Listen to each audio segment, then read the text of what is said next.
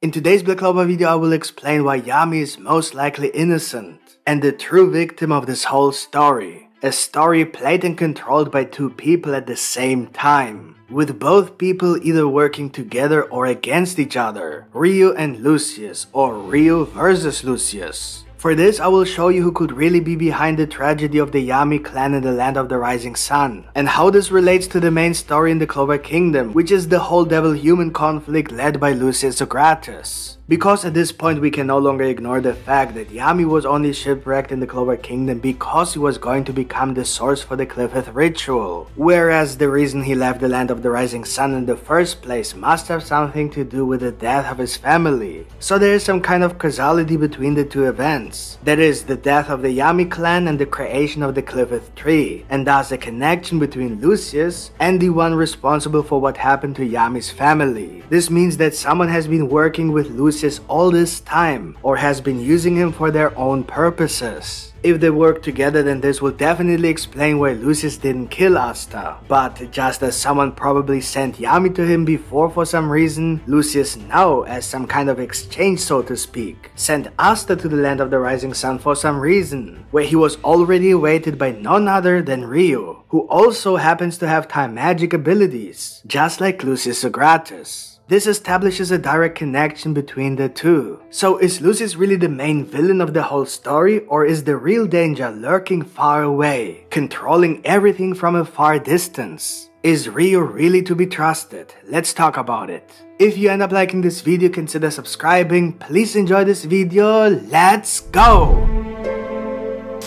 Those of you who have been following our content for a while know that we have always said that there must be a reason why Yami ended up in the Clover Kingdom. We have suspected that someone must be responsible for Yami getting shipwrecked, meaning that someone specifically sent Yami to Lucius. And with the new story arc, it looks more and more like that. Since the beginning of the Land of the Rising Sun arc, we have always told you one thing in every single video: don't trust this land, especially not Ryu until he is proven innocent. We told you that as soon as anything sinister was revealed about this country, especially in connection with Yami and his family, our suspicions would be confirmed. And just in the last chapter, it was revealed that Yami apparently slaughtered his entire family. This is literally what we warned you about. Do you really think Yami did that? Or are you joining us in suspecting the Land of the Rising Sun? If it is not Ryu, then there must be another, much worse danger lurking in the shadows that Ryu himself may know about, but for some reason can't do anything about. Not even by exposing the truth about Yami, so something must be holding him back. In any case, Ryu is hiding something big because with his all-seeing eye, he must know the truth about what happened to the Yami clan. Of course, only if he can see the past, which I definitely believe, since he can see the present and also the future. So probably the past as well. Unless we assume that Yami really and intentionally did something evil and unforgivable that justifies Ichika's hatred. Regardless of whether Yami even remembers it now, Ryu must simply either be the mastermind behind it or somehow involved.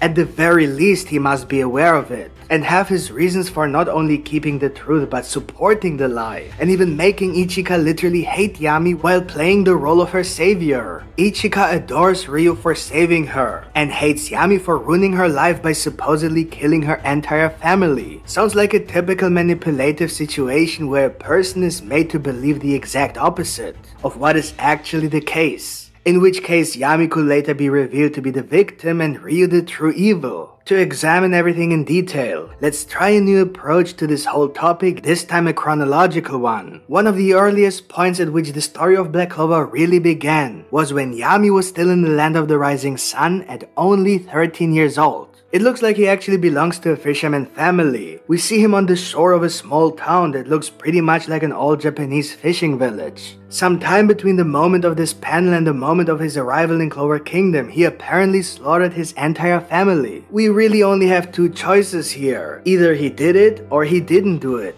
It's as simple as that. So let's split the timeline for these two possibilities and try to reconstruct how and why it might have happened. If one of the two possibilities doesn't make sense, then it must be the other. If he didn't slaughter his family, then obviously someone else must have and then used Yami as a scapegoat. This would confirm that something evil is happening behind the scenes in the land of the rising sun. But then we still need to understand why this happened to Yami's family in the first place. Was it because the Yami clan had to die because the person who murdered the family would benefit from their death, with Yami simply being used as a scapegoat so that the person who really did it could just get away with everything? Or was the death of Yami's family a necessary step to a bigger picture where the next step was that Yami would end up in the Clover Kingdom? Let's start with the first possibility, that is, the death of Yami's family is of direct benefit to someone. In this case, we have to ask ourselves if letting Yami get shipwrecked in the Clover Kingdom is really the best option to ensure that Yami will never return to the land of the rising sun, and thus possibly even prove his innocence. Wouldn't it be much more strategic to kill Yami from the beginning and say that he escaped to another continent, rather than actually let him live and literally let him escape? It just doesn't make sense unless something went wrong with the plan to kill Yami at sea, so he ended up in the Clover Kingdom instead, and then happened to become the source for the Qliphoth ritual. But Black Clover is not a series of coincidences, so this option just doesn't make sense. Let's take a few steps back, and instead of assuming that Yami's family had to die because someone else would benefit from their death, let's now consider the possibility that Yami's death was a necessary step in a greater whole, where the next step was to get Yami to leave the land of the rising sun, since that was literally the result. Thus, we must assume that the creation of the Qliphoth tree was also a part of the whole plan. And here we see immediately why it makes more sense. By killing Yami's entire family, they eliminated every single person who would care about Yami, and thus have a reason to look for him. No one will care that Yami disappeared because everyone who would care is dead.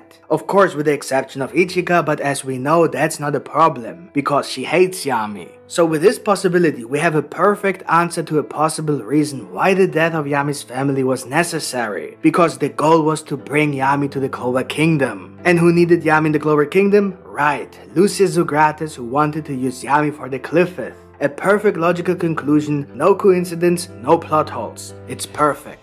All that remains is to give Yami no reason to return. It is not enough to kill everyone who loved Yami so that no one will look for him anymore. But Yami must also lose any reason to return. The best way to do that is mind manipulation. And it just so happens that this is the very ability that Lucius Zogratis seems to have. He's able to change the shape of a soul, even to the point of changing people's memory and behavior. He could even take away Yami's will to return to his land and even talk about his family, or make him forget everyone he loved. So in this possibility, Lucius definitely must have been working with someone else. The person who killed Yami's family and then sent Yami to Lucius, just as Lucius sent Asta to the land of the rising sun. This was the timeline where Yami did not kill his family, but was just used as a scapegoat. The second timeline is that Yami actually killed his family. There are a few possibilities here as well. Either Yami had a reason to kill his family because otherwise something would have happened that he wanted to prevent, or he wasn't aware of what he was doing. For example, if he was possessed or controlled. If he was aware of what he did, it is possible that he voluntarily fled the land of the rising sun and then ended up in the Clover Kingdom, where Lucius could have manipulated his memory. Or Yami is simply lying. But here we have the factor of coincidence again, which doesn't fit Black Clover. Unless the reason Yami had to kill his family was also manipulated by a person who planned Yami's trip to the Clover Kingdom all along. So that person knew what Yami was going to do and thus manipulated events so that Yami ended up in the Clover Kingdom on his own. Which is basically the first timeline again, just a little different. The only option where no one is involved in the death of his family is if it was Yami's own decision and he himself was the one who fled the land of the rising sun without anyone ever trying to control anything in the process. So Yami would actually have to have ended up in the Clover Kingdom by pure chance and based on his own decisions. And as we have already explained, such a coincidence just doesn't fit Black Clover, especially considering that Ryo has clearly stated that Asta can't leave the land of the rising sun without help,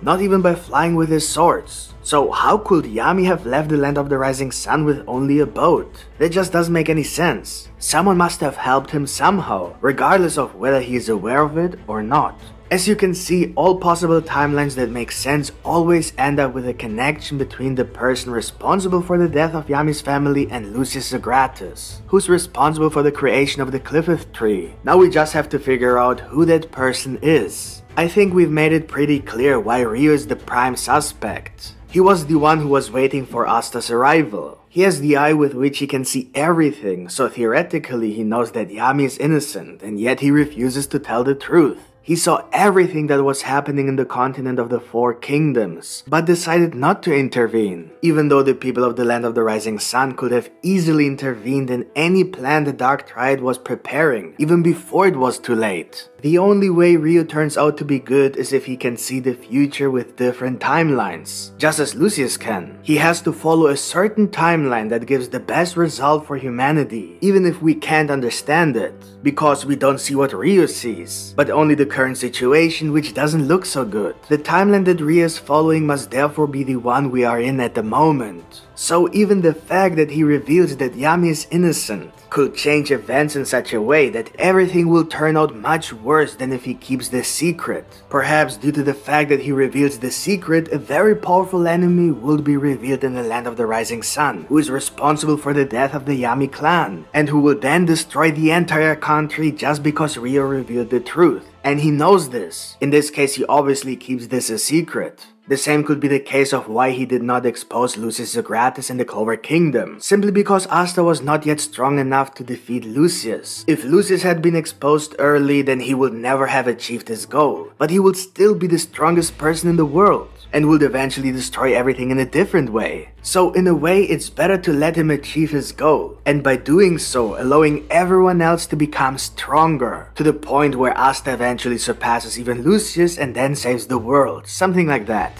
In this case, Ryo looks evil, but he isn't, because we don't understand what he sees. And because he's so mysterious, we naturally suspect him, but in reality he simply can't reveal anything without destroying the timeline he's following. That will ultimately lead to peace. Or maybe Ryo and Lucius are working together, but in reality Ryo is trying to betray Lucius because, as explained, that is the only timeline that ends with Asta defeating Lucius. Of course, we can't rule out the possibility that Ryo is neither working with Lucius nor a good guy, but perhaps an independent villain who pursues his own goal and is much more dangerous than Lucius Zagratis. What do you think about this theory? Do you think Ryo is evil? Is he working with Lucius? Let us know in the comments. If you enjoyed this video, make sure to leave a like, and if you want to see more Black Clover content, subscribe with the notification bell activated. Thank you for watching and see you next time. Bye.